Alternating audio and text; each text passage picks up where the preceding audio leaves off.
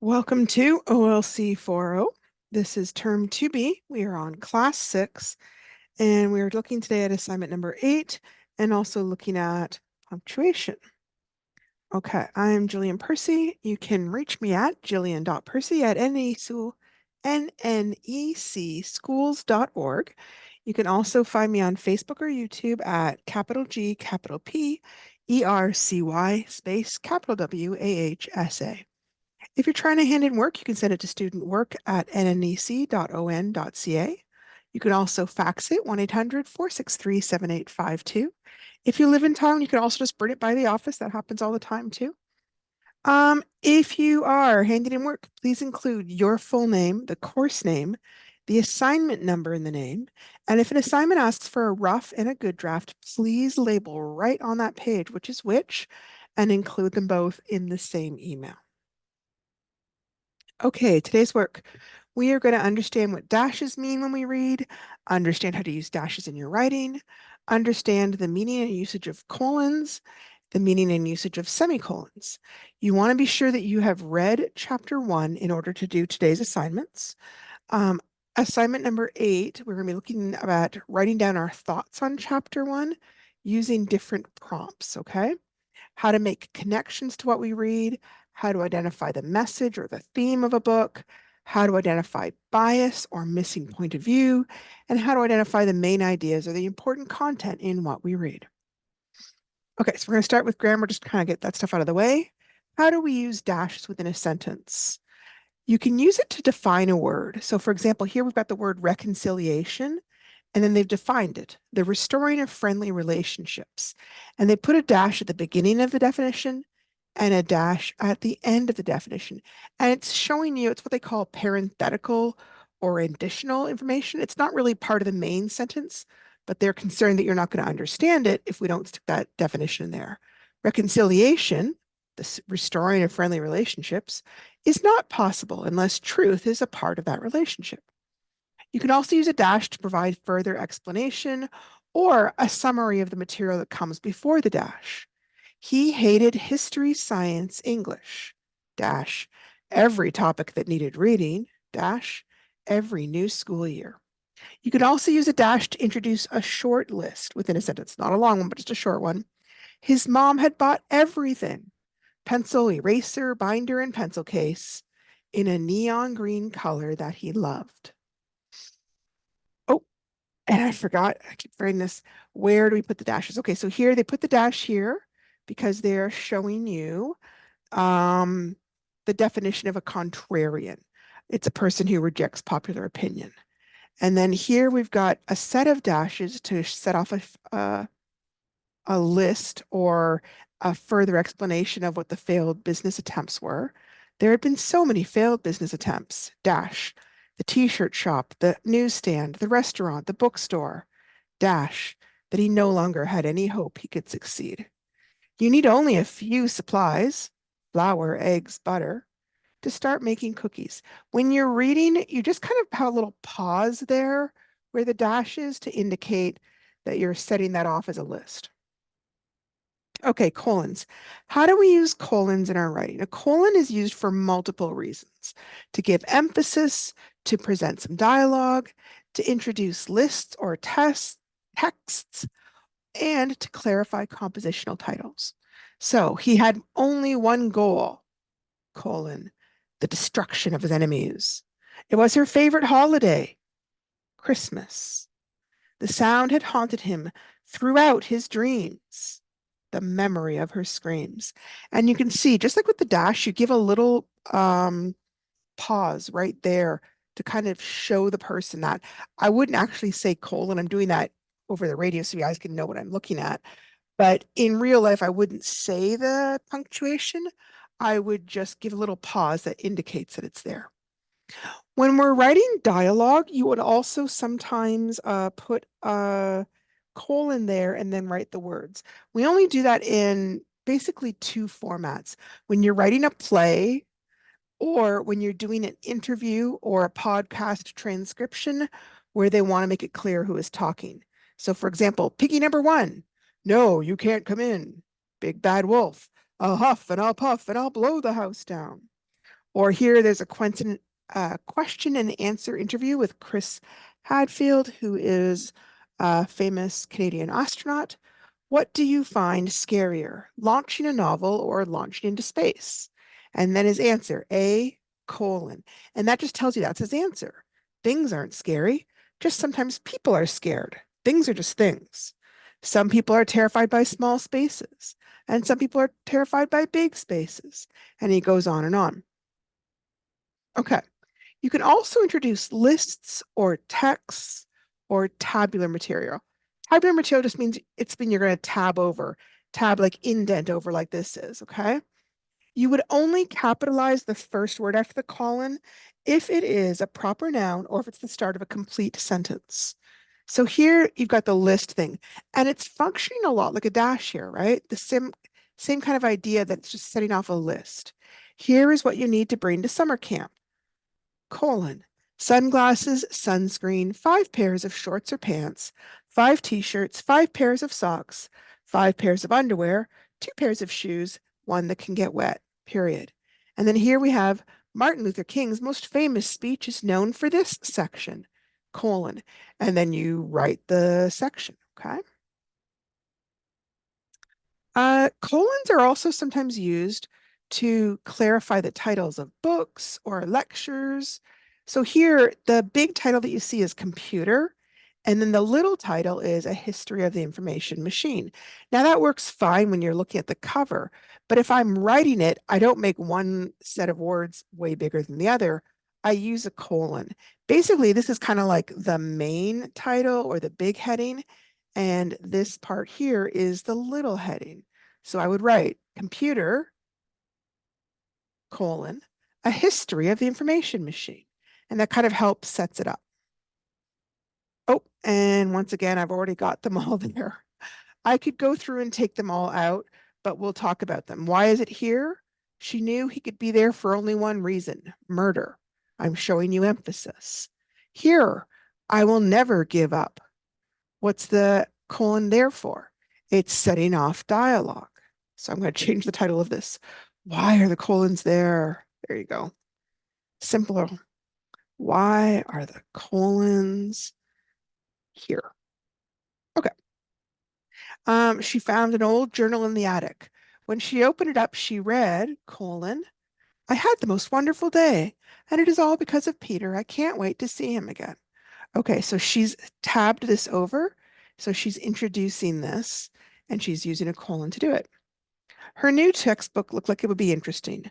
A History of Modern Canada, colon, the world the wars created. So this is your main title of the book. Here is your subtitle. Try my new Halloween craft. To get started, you will need, colon, green and black construction paper, comma, glue, comma, scissors, comma, googly eyes, comma, and some silver glitter. Okay. Semicolons. A semicolon is really only used two main ways. Okay. Sometimes people are using semicolons where they really should be using colons. We don't use semicolons to introduce a list. We don't use them to set information off like a dramatic pause, like we could with a colon or a dash. Basically, we use it if there's a whole series of things in a list and they already have a comma, then we would use semicolons to separate them. So for example, we use commas to separate city from the province or city from a country. So if you had a list of those, you need the semicolon. So for example, the concert dates this month will be in major cities across Canada. Toronto, Ontario, semicolon, Winnipeg, Manitoba, semicolon, Montreal, Quebec, semicolon, and Regina, Saskatchewan.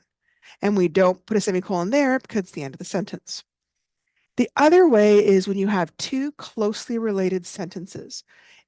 You could have it as two simple sentences and use a period, but you want to show that they're connected. There's a theme or there's a similar idea. And so instead of using a period, you use a semicolon. But both sides of that semicolon have to be able to stand on their own and be a complete sentence. So for example, good grades are integral to student success. semicolon. A strong support network is also important. Um, People these days I find use conjunctions and a comma more than a semicolon, but I think that's just kind of one of those weird punctuations that's fallen out of use a bit, but it is still got lots of use, and it's a good idea to work with it for our course. Oh, and here they've already got the semicolons in place. Why are they there? Why are they there? Okay, so in this one, we are touring in several cities, Detroit, Michigan, semicolon, Chicago, Illinois, and Cincinnati, Ohio. Why are the semicolons there? Because those things already have uh, a comma, and if we tried to put another comma there, it wouldn't really do any good. So we put a semicolon there to show that it's a series. It's kind of like a bigger comma setting things off when they already have a comma in use. Okay. Being an Olympian requires total dedication, semicolon. Every moment is scheduled and planned in order to get the most out of every day. So this is not a series. This is two sentences linked with a semicolon. Okay, here's another one. She looked at her calendar to see what was available. Monday, September 18th, Tuesday, October 17th, Monday, October 30th, and Tuesday, November 14th were all that were left. So the reason we have a semicolon is because there's already a comma there. And it would look like Monday is one part and September is another part if we didn't use the semicolon. So they're trying to show Monday, September 18th is one item. Tuesday, October 17th is our second item. Monday, October 30th is our third item. And then Tuesday, November 14th is our last item. And you can see we don't put a semicolon there because the sentence is continuing at that point. So we don't need a semicolon. There's nothing else in that list. Okay, so now we are starting assignment number 8. I go into a lot of detail with this assignment because this is one of those assignments I find people get really confused by. I think there's just a lot going on here, so I'm going to try and break it down into really small little chunks, and hopefully it will make more sense that way, okay? Basically, they have listed 13 kind of a journaling prompt, okay? But they've organized them into 3 general groups. There's 4 in the asking questions group, there's 4 in the finding main ideas group, and there's 5 in the thinking about the text group. You don't have to just choose one from each category. Some people feel like, oh, if it's 3 and there's 3 categories, I should choose one. You can, but you don't have to. Any 3 of these prompts is fine. Because this is worth 9 marks, each question you answer is worth at least 3 marks. So you would want to include at least 3 sentences. The assignment actually says, choose any 3 of the after reading prompts above and answer them. Make sure you choose questions you feel comfortable discussing and provide as much detail as you can for each answer. Use RAPROC where appropriate.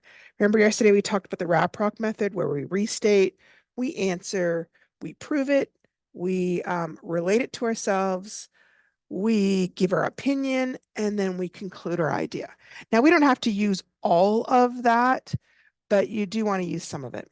Okay, so here in the end is how it's going to look. You're going to have one prompt with 3 sentences, a second prompt with 3 more sentences, and a third prompt with 3 more sentences. And I would leave a space between each prompt, so it's really obvious.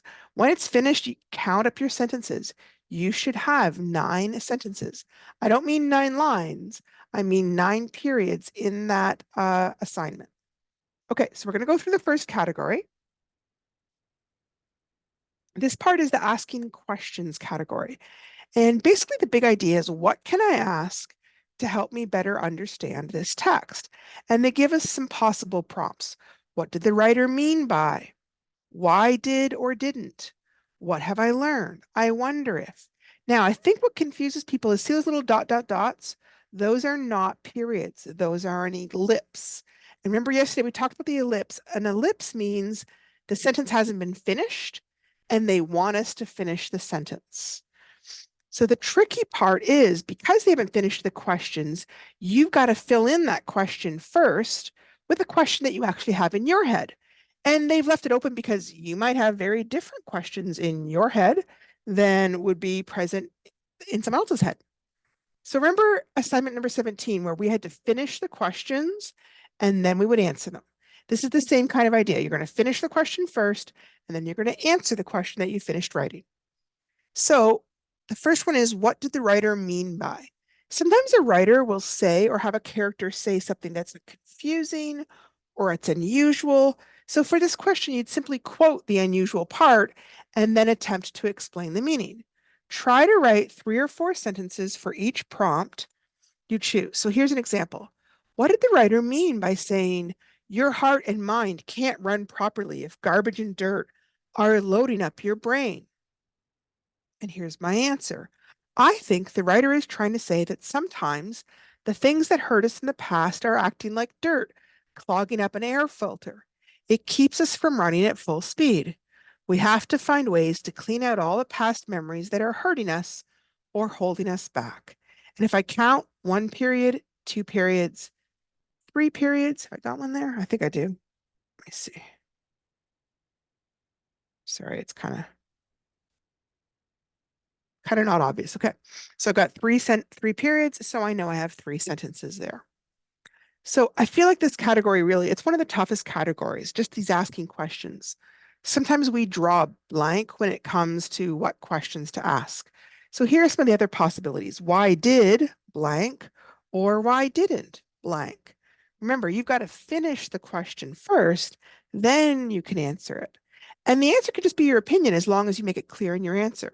So some possible questions you might have in your mind are, why did Jimmy try to burn the building down? Why didn't anyone else get in trouble for the arson and break-ins? Why did Jimmy get involved with drugs? So let's look at how we might phrase the answer for these.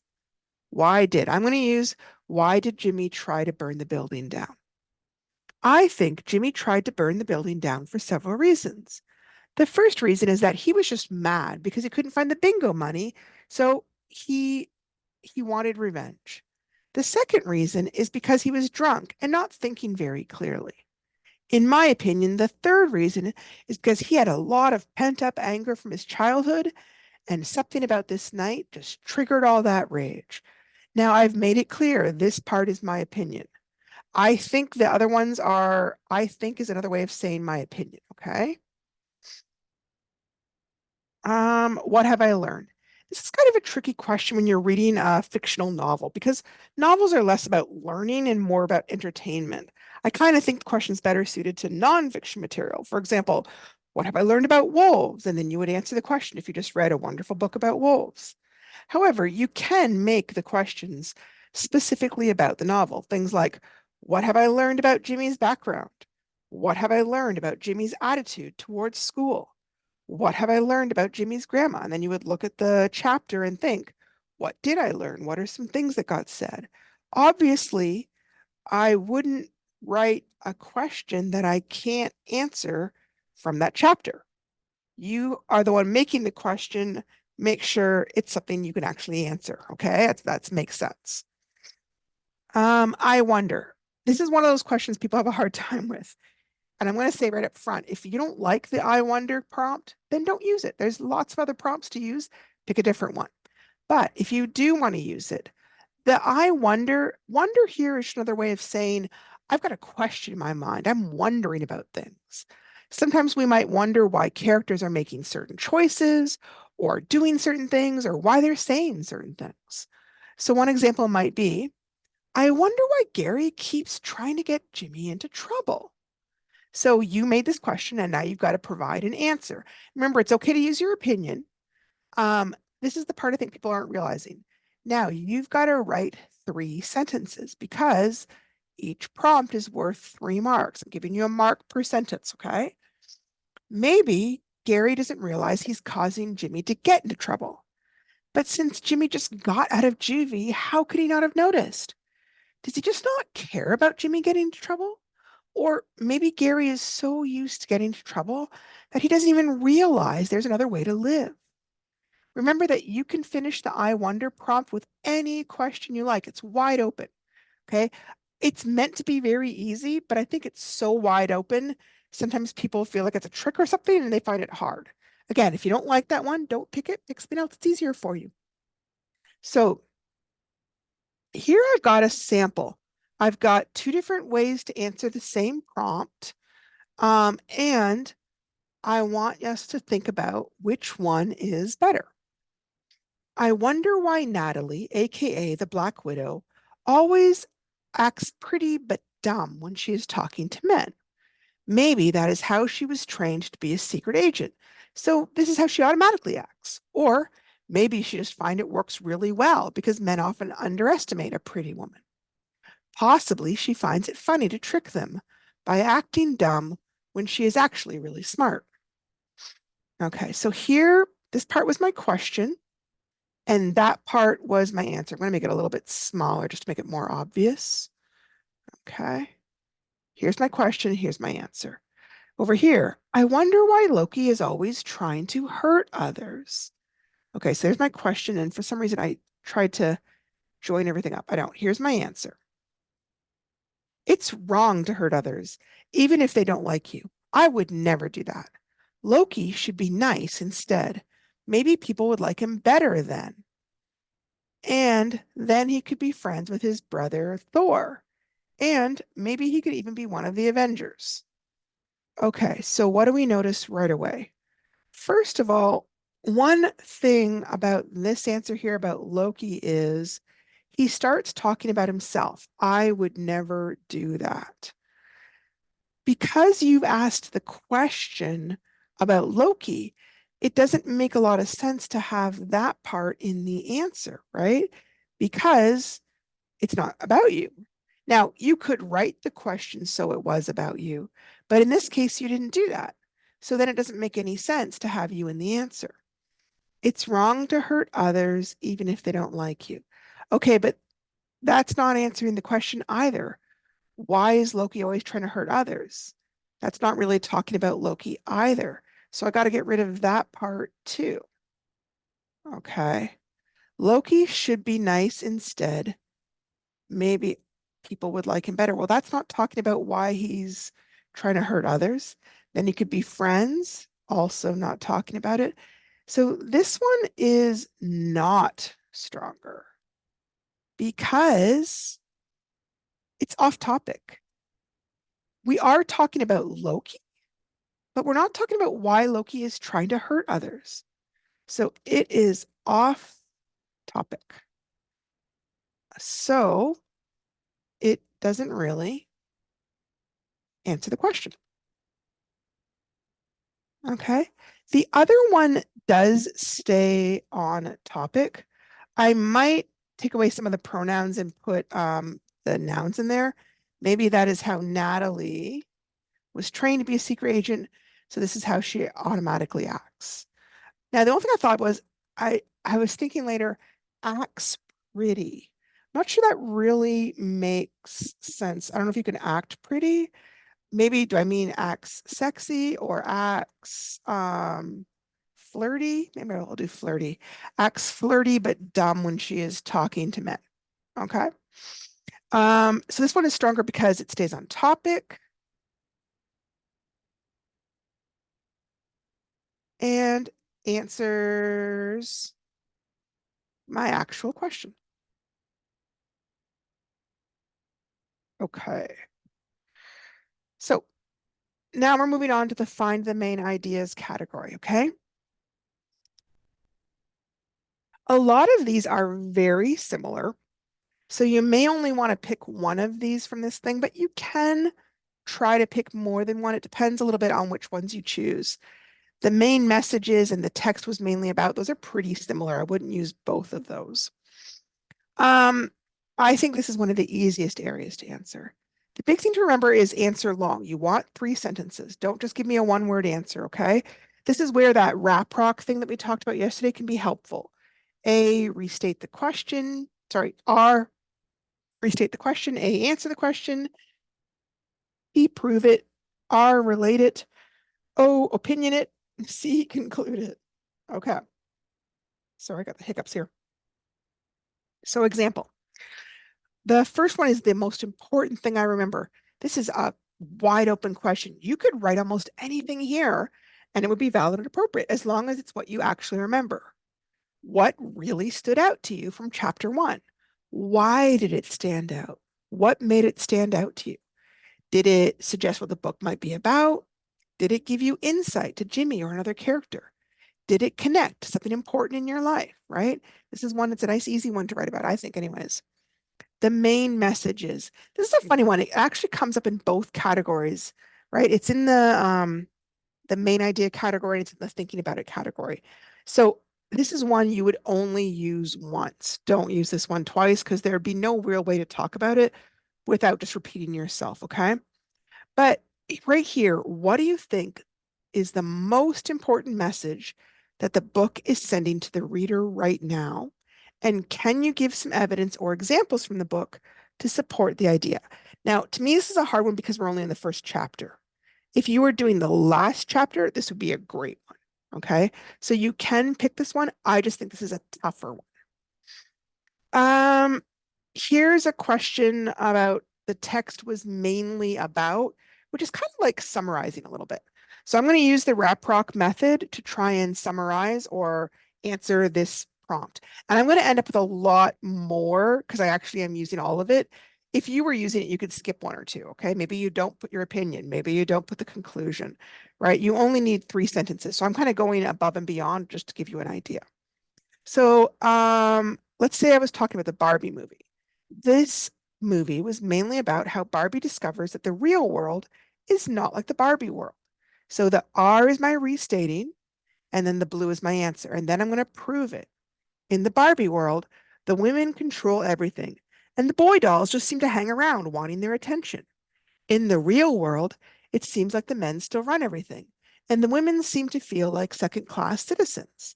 Then Ken decides to bring the patriarchy back to the Barbie world so he and his friends can run things there. Now I'm switching to connecting to myself, to relating to myself. I felt like this movie expressed a point of view about the world that used to be true, but is less true these days. And it had a very derogatory view of men that I don't share. Opinion. I didn't really like the movie because I felt like it didn't make a lot of sense and didn't explain things very well. Conclusion, overall, I felt like the movie was not very well done. So that's my example. You would obviously be writing about our book, Jimmy Comes Home. Prompts. The prompt is clues, words, and features that help me understand the text were. Sometimes different parts of the text might help you understand the meaning. Clues could refer to text that contains important information to understand the theme or message. Those clues might be contained in dialogue, descriptive text, flashbacks, or crucial events. Sometimes keywords, like a character might say something that summarizes or suggest the theme. Um, Features might include things like the chapter title, which might help suggest the main topic or idea for a chapter. Breaking events into different chapters might help show the passage of time, or changing places. It's a really common way of doing it. Okay. This prompt could be broken down into separate sentences or taken as a whole. Some features that helped me understand this text were, some clues that helped me understand this text were, some words that helped me understand this text were. So here's my example. Some clues that help me understand this book and the difficulty Jimmy might be facing are some of his conversations with people. For example, his friend Gary is very pessimistic about Jimmy's return to school. I doubt they'll let you back in the building. They'll probably think you'll try to burn it down like the band office. On page 4. Some of the young kids act like they think he is just an arsonist waiting to set fire to things again. One of them says to him, "Are you going to burn anything this time?" It must be hard trying to return to a community when people have such a bad impression of you. So that's my answer to that prompt. Do we have time? Yeah. All right. Which version do you think is better written? This one is talking about the most important thing. The most important thing I remember about the Avengers movie is all the fighting. The fighting is awesome. I wish I could be an Avenger. It would be cool to have superpowers and be able to defend the city the way the Avengers did. And then over here we have the most important thing I remember about the Avengers is how things changed in the story when the Avengers began to work together instead of being suspicious of each other. They began to act like a real team instead of each one trying to show off or compete for being seen as the most valuable. Okay, so the biggest thing to look at, first of all, right away is, does the answer stay on topic? Here, he talks about the most important thing is he remembers is the fighting. The fighting is awesome, but he doesn't really talk about the fighting. I wish I could be an Avenger. Doesn't have anything to do with the questions, so it should not be there. He starts to kind of talk about defending the city here. If we took away that it would be cool to have superpowers part, we might sort of get there. But you can see most of the sentences, well, a lot of the sentences are not really about, are not on topic. So I'm going to say that because this one is not better written, not better written because it does not stay on topic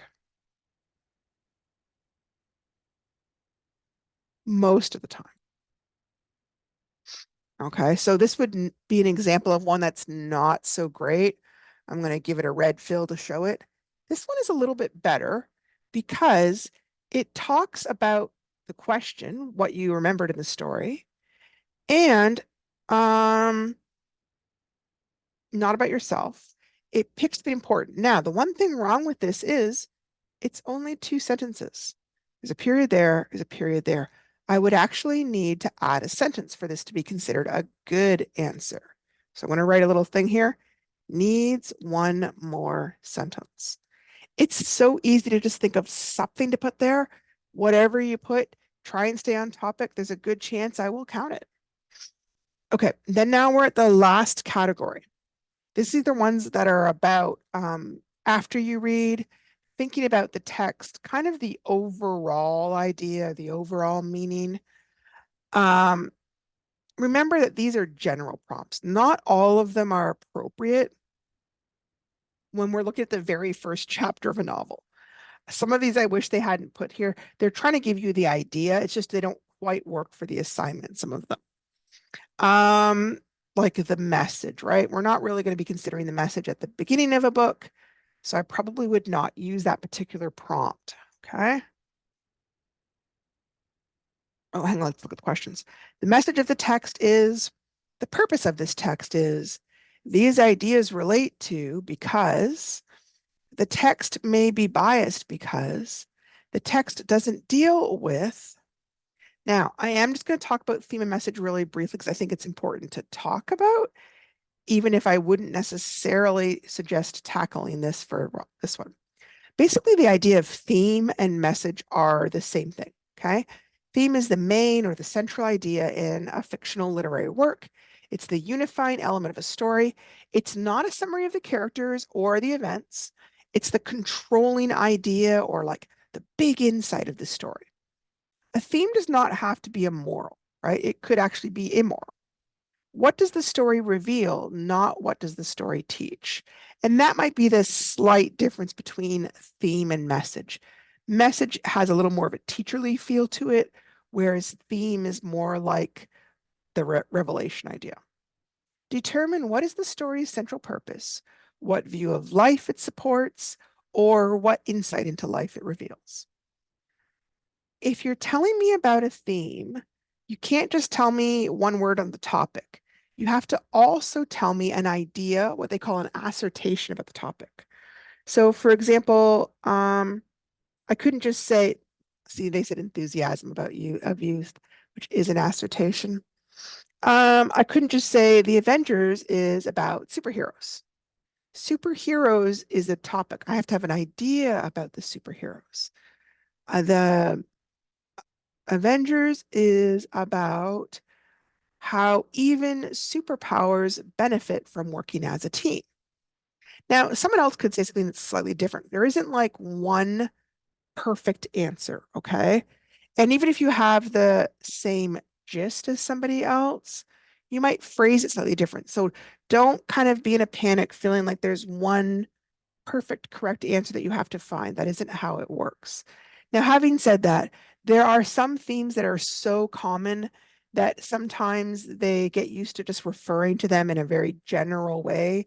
Things like love and death, appearance and reality, journey of self-discovery, loss of innocence, coming of age, journey, Oedipus complex, individual versus society. But really, it's kind of lazy writing in a sense, right? They need to actually state the idea.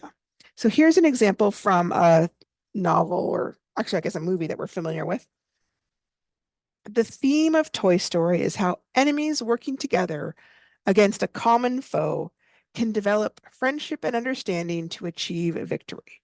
Or I could say it as a message. The message of Toy Story is that people or toys are stronger when they work together rather than compete for affection and attention. Okay. The purpose of the text. This is a tricky one. Remember that in writing, there's three main types of writing: entertain, inform, persuade. But writing can sometimes combine goals. For example, a fictional novel set in the medieval times might have as its primary purpose entertaining us with a murder mystery, but it might have a secondary purpose of informing us about the everyday life of women in the 12th century in England, right? So hang on, going on to the next slide here. Nonfiction often has an overriding purpose of informing us, but they might have a very specific purpose as well.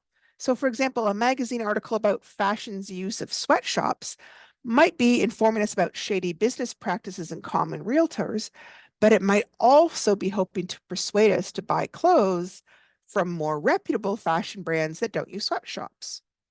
A textbook about biology might have the purpose of informing students about the fundamentals of biology at a university level so they can go into science fields with competent and accurate knowledge and abilities. But what about the purpose in a fictional novel, right? Like we said, some people feel the purpose is only to entertain. But the writer might want to teach you about an interesting part of the world or an interesting time in history. They might also want you to understand a certain type of person better by helping you to walk in their shoes for a while, by helping people develop more compassion or kindness towards others. This prompt, I really don't fully understand, okay?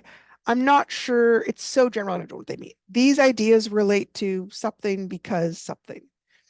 These ideas, which ideas? What are we talking about? Relate to what?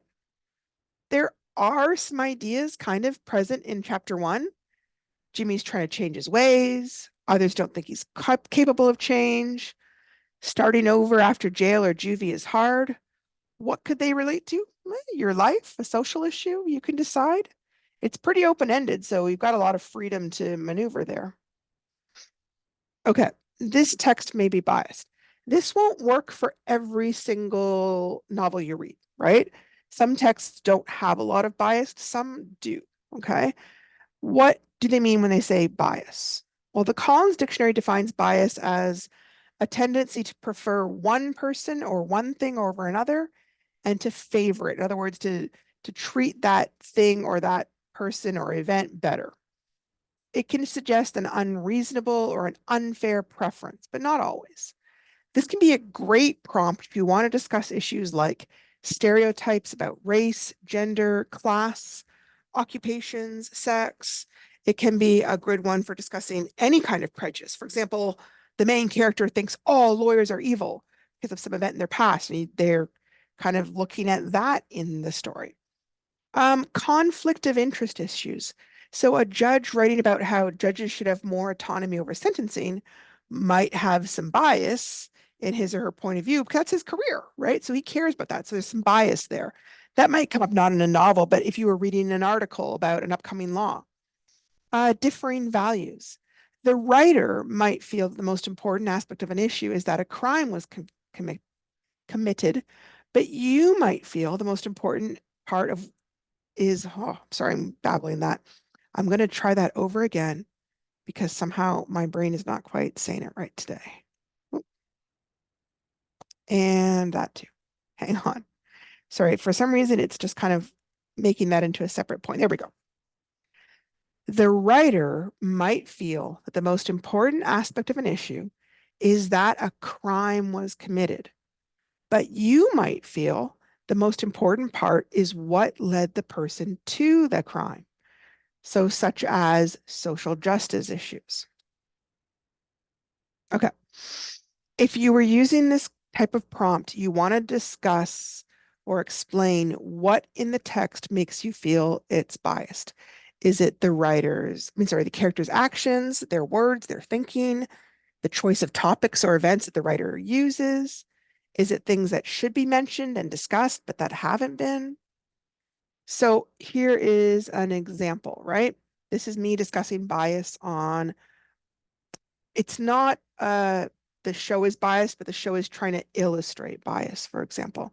So in a popular TV show called Grey's Anatomy, one of the main characters is called Miranda Bailey. She's smart, funny, sarcastic, and the current chief of surgery at the hospital.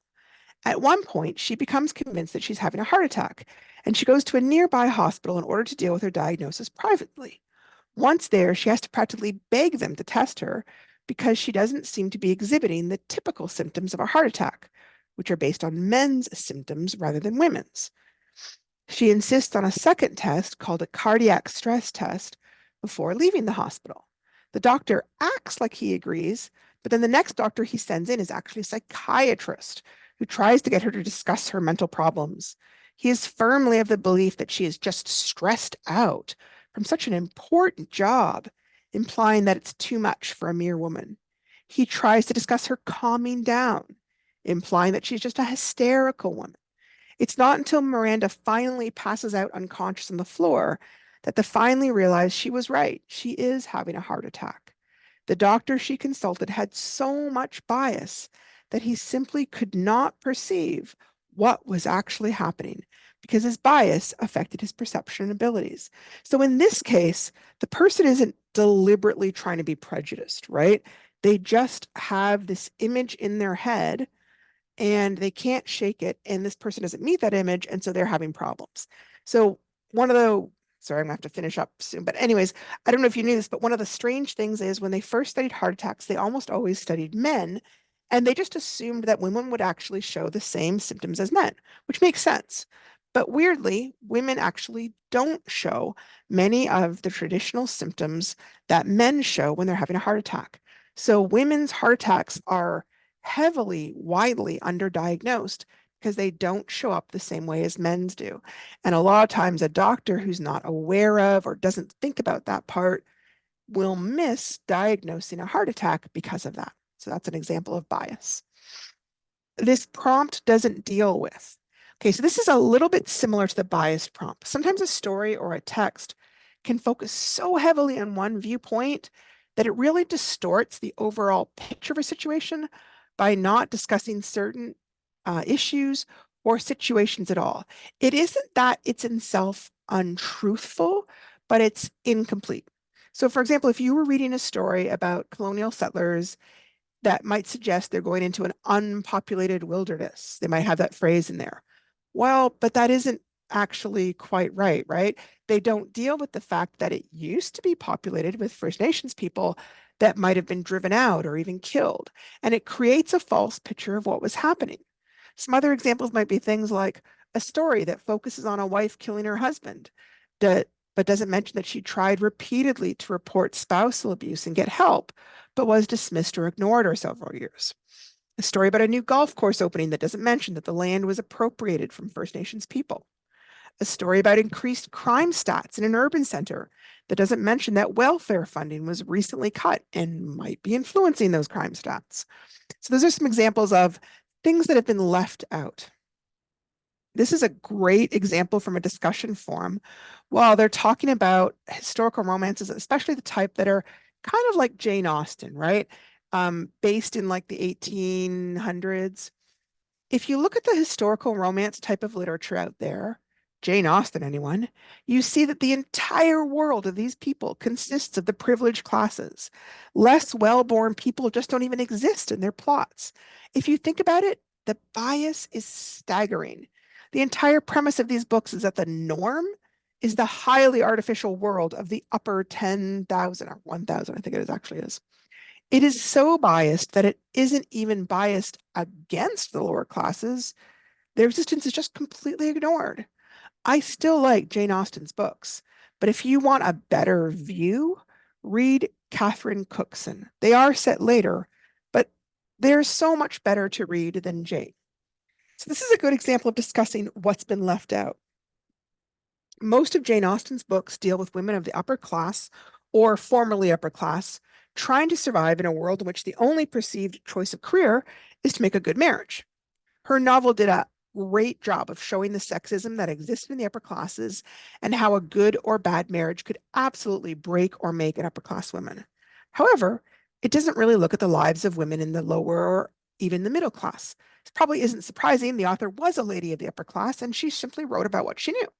It doesn't make her bad or her books bad, but it could leave you with the unconscious impression that that was how all women and all men lived in every country, rather than a very small percentage of women from one country. So it's important that people point those out because not everybody realizes, right? Sometimes you're reading a book just for fun. It doesn't necessarily mean you know a lot of history in that area. Okay. I think we've kind of talked about that kind of stuff enough. I'm going to move on. Remember, you only have to pick 3 prompts. Some people get kind of overwhelmed and think they have to write about all of them. Nope, just 3 of them. Pick a prompt and then write 3 sentences. At the end, you should have 9 sentences, three sentences for each prompt. 3 plus 3 plus 3, 9. If you find yourself confused by a prompt, don't get mad, don't get worried, just skip it. Choose a different one. If you find one easy, great. Pick that one instead. I don't mark these according to whether you picked an easy one or a hard one. You can pick the 3 easiest ones you want. That's perfect. Totally good. As long as you aren't saying the same things, you can pick 2 prompts from the same category. Okay. But just be mindful. Some prompts are very similar and you would just be repeating yourself. So here, for example, these 2 prompts are actually in different categories, but they're almost the same. The main message is, the message of this text is, you would only pick one of these, right? That wouldn't make any sense. On the other hand, if you wanted to write about the message of the text and write about bias in the text, as long as you weren't saying the same thing, it would totally be fine to pick 2 of those, okay? So don't worry about trying to pick one from each category. That isn't really how it's set up, even though I think some people kind of think it is. Okay. So, sorry, here's a meme because I just like memes. You can't read that entire book in a day. And here they are. Don't believe me, just watch. Yeah, please don't read ahead in the book yet, okay? Some of the assignments need you to predict what will happen, which is kind of hard to do if you've already read it, okay? So don't go forward. We don't really have time for this, but if you get a chance, there is a really great a YouTube video where this reporter is talking about the bias in news coverage. And it's talking about the war in Ukraine. And a lot of the reporters who were talking about it in this very biased, prejudiced way and didn't realize it. Like they weren't trying to be biased, they just didn't notice it. And this reporter kind of talks about, let me just kind of see if I can grab it really quick. Okay. You've seen the situation in Ukraine, you've seen how the world is responding. Now let me show you how the world is covering this invasion. I'm talking about the media, especially Western channels. How are they covering Russia's invasion? With blatant racism. Let me say something at the outset. As journalists, we do not filter hardships and pain. We do not see caste, color, or gender. And we have stuck by this principle. When the Taliban stormed Kabul, we stood with Afghans. When Ethiopia attacked its own people, we questioned them. When unarmed black teenagers were gunned down in the US, we joined the outrage. Today, we are doing the same. We see the plight of the Ukrainian people and we have reported on their hardships. But what about the Western media? They too are reporting on the crisis, on the war, on the refugees. But they do not see hardships. They only see race, the color of your skin, the color of your hair. Let me show you exhibit number 1. This exchange happened on the BBC, the so-called guardian of unbiased reportage. Listen to how their panel describes the refugees from Ukraine. It's very emotional for me because I see European people with blue eyes and blonde hair being killed. People with blue eyes and blonde hair.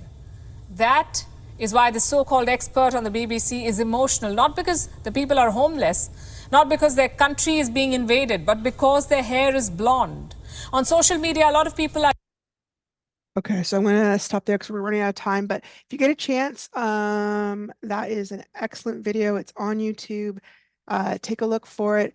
She goes on for like 6 minutes and just kind of points out a lot of different reporters talking about the war in a very unintentionally racist way. And so that is a great example of discussing bias in a text, okay? So hopefully this makes assignment number 8 really clear. If you still have any questions, by all means, call me or you can message me and ask me some more questions. I'm always happy to talk to students on the phone. It's great to get to know people. Thank you so much for showing up today, and we will look at assignment 9 and maybe 10 tomorrow. Thanks.